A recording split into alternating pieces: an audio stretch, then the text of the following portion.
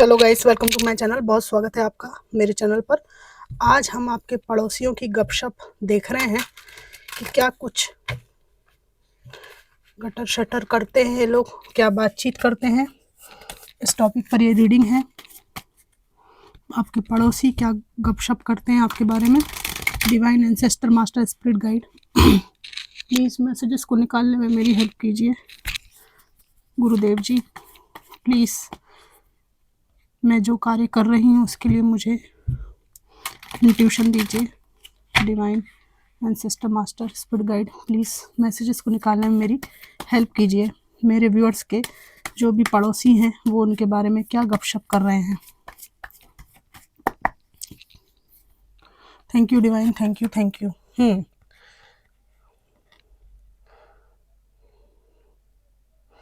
यहाँ पर आपके जीवन में कोई व्यक्ति है और जिसको लेकर आपको डिसीजन मेकिंग करना है, और यहाँ पर ये डिसीजन मेकिंग आपको साथ में करना है। इस बारे में बातचीत यहाँ पर लोग करते हैं कि ये दोनों मिलकर लाइफ को आगे बढ़ा सकते हैं अच्छे से। वो दोनों की जोड़ी बहुत अच्छी है। और यहाँ पर ये भी बात है कि आगे आप ये जो पर्सन है इनसे रिश्ता आगे बढ़ाना है कि नहीं बढ़ाना है, इस बारे में आपको डिसीजन मेकिंग करना चाहिए। और दो पहियों से गाड़ी बहुत अच्छी आगे बढ़ सकती है, ये बारे में बात होती है। और हो सकता है कि आप और आपके पर्सन में कोई दूरी हो और ये पड़ोसी ऐसा सोचते हैं कि आपका परमानेंट मिलना हो जाए और ये रिश्ता एक अटूट डोर में बंधा रहे, है ना। डिसीजन मेकिंग आप ले सकें, डिसीजन मेकिंग आपकी लाइफ में जल्दी से हो सके। यहाँ पर आपके पड़ोसी यही बात करते हैं कि जीवन में इस तरह का असमंजस होने के कारण आप अपनी लाइफ में अभी कुछ भी फिक्स नहीं कर पा रहे हैं कि क्या करें क्या ना करें।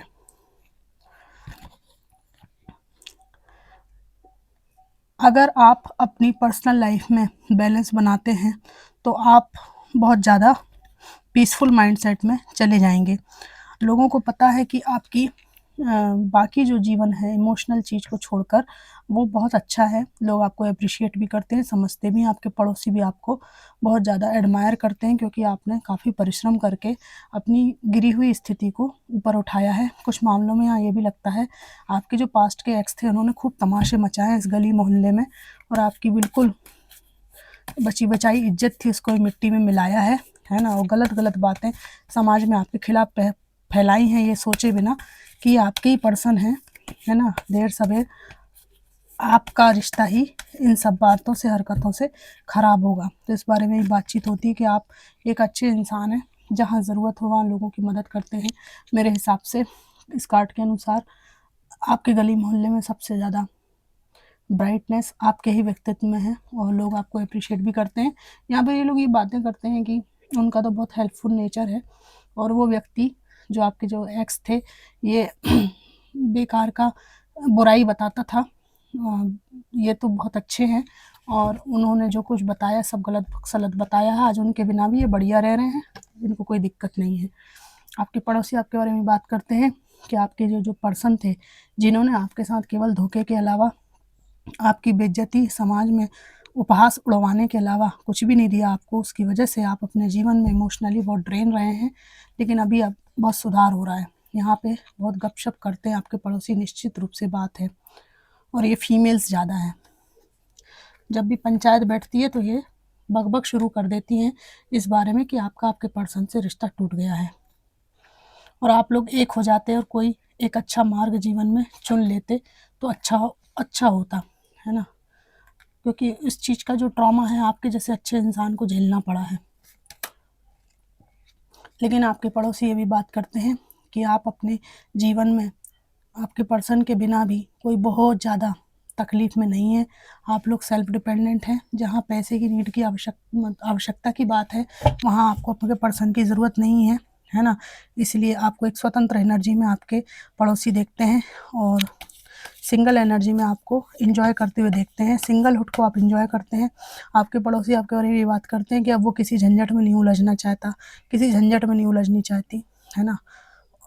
और आपसे किसी का रिलेशन भी था, तो वो रिलेशन आगे नहीं बढ़ा है।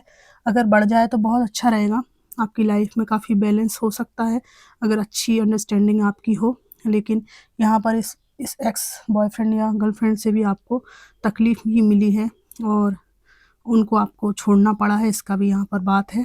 तो फिर भी आप अपने सिंगलहुड में किसी को भी बिना सोचे परखे अब आने नहीं देना चाहते। आपके पड़ोसियों के बीच में ये भी चर्चा होती है कि लेट नाइट आप की लाइट जलती है कमरे की और आप अपने जीवन में कुछ ऐसा कर रहे हैं जो कि बहुत सीक्रेटिव है, जिसके बारे में किसी को जानकारी आप देना पसंद नहीं करते और इसीलिए आप लोगों से कम बात करते ताकि आपकी बात किसी के सामने ना खुले। यहाँ पे आपके पड़ोसी ये बातचीत करते हैं कि उसके जीवन में दुख तकलीफ परेशानी सब कुछ है, लेकिन इसके बाद भी आपकी रातों की जो है नींद उड़ी हुई रहती है। आप अपने लक्ष्य पर फोकस करने के लिए रात भर बैठ के कुछ चिंतन करते हैं, प्लानिंग करते हैं, है ना, पेन कागज़ लेकर कुछ तो आप प्लान बनाते रहते हैं। मतलब इतनी रात को लाइट जो जल रही है वो कोई लक्ष्य है आपका जिस पे आप फोकस हैं।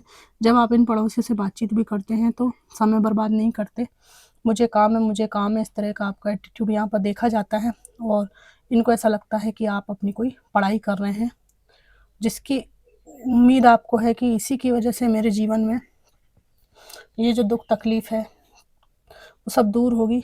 आशा की किरण सिर्फ मेरे ये जो स्किल है, जो भी मैं पढ़ रही हूँ उसी से खुलेगी। बाकी बकाया मेरे पर्सन और मेरे जो रिलेटिव्स हैं उन्होंने तो मेरी ज़िंदगी को गलत पथ पे भेज ही दिया है। मेरे चाहने वाले जो हैं, जो मेरे लिए चाहने का दावा करते थे, उन लोगों ने मेरे को बर्बाद कर ही दिया है।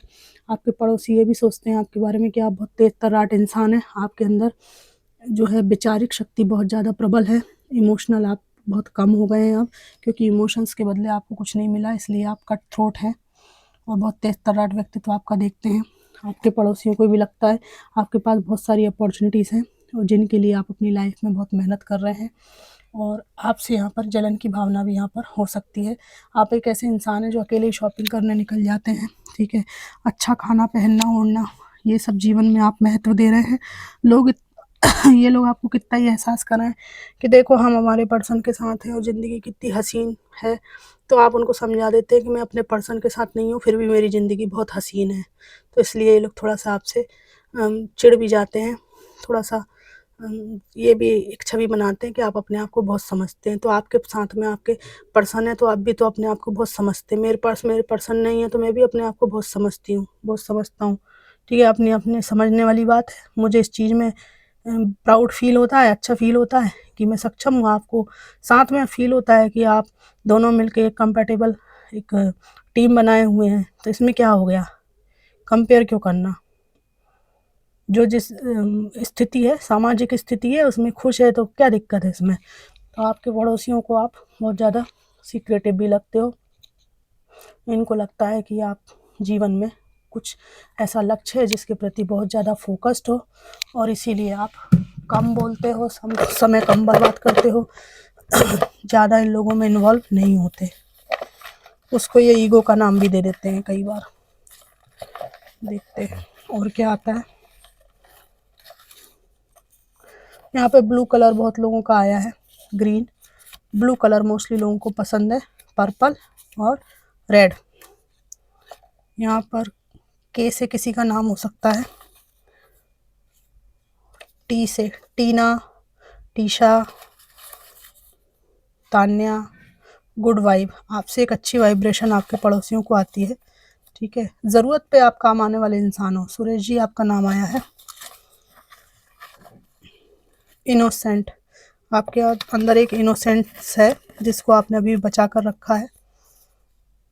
लक्ष्मी, लक्ष्मी जी आपका नाम आया है, या यहाँ पर कोई इंसान बहुत अबंडेंट है इसकी पड़ोसियों में चर्चा है। आप में से कोई फॉरेस्ट एरिया में रहता है, ठीक है, और वहाँ के पड़ोसी आपको देखते हैं कि आप थोड़ा सा अपने पर सेल्फ फोकस्ड रहते हैं। चंद्रमा के नीचे मेडिटेशन कौन करता है उसका कार्ड आया। स्वार्थी लोग आपके आसपास हैं, लेकिन आप अपना नेचर जो है स्टेबल रखते हैं। गलतियों से आपने बहुत कुछ सीखा है, कोई पड़ोसी सोचते हैं।